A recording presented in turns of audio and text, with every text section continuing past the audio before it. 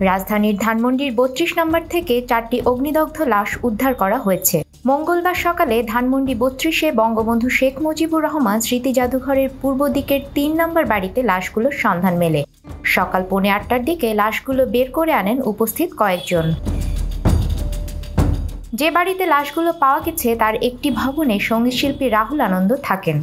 সোমবার বঙ্গবন্ধুর বাসভবন তথা স্মৃতি জাদুঘর সহ আশেপাশের 5টি বাড়িতে আগুন দেয়া হয়। এর 4টি বাড়ি বঙ্গবন্ধু স্মৃতি জাদুঘর আওয়ামী লীগের কাজে ব্যবহার হয়ে আসছিল। এছাড়াও ভেঙে ফেলা হয়েছে বঙ্গবন্ধুর প্রতিকৃতিও। এখানে আওয়ামী লীগ নেতাকর্মী সহ বিদেশ থেকে আগত রাষ্ট্রীয় অতিথিরা ফুল দিয়ে শুভেচ্ছা জানাতেন। এদিকে ৩২ নম্বরে উৎসুক জনতার ভিড় রয়েছে। অনেকেই নানা কিছু নিয়ে যাচ্ছেন। নেয়ার মতো তেমন কিছু অবশিষ্ট না থাকায় অধিকাংশের হাতে বই দেখা গেছে। ৩২-এর বাড়িগুলো ঘুরে দেখা যায় আগুনের ক্ষত। বঙ্গবন্ধুর বাসভবনের একটি কক্ষে চালানো হয়েছে ভাঙচুর, দেয়া হয়েছে আগুন। অন্যান্য বাড়িগুলোতেও আগুন দেয়া ছাড়াও ভাঙচুর করা হয়েছে।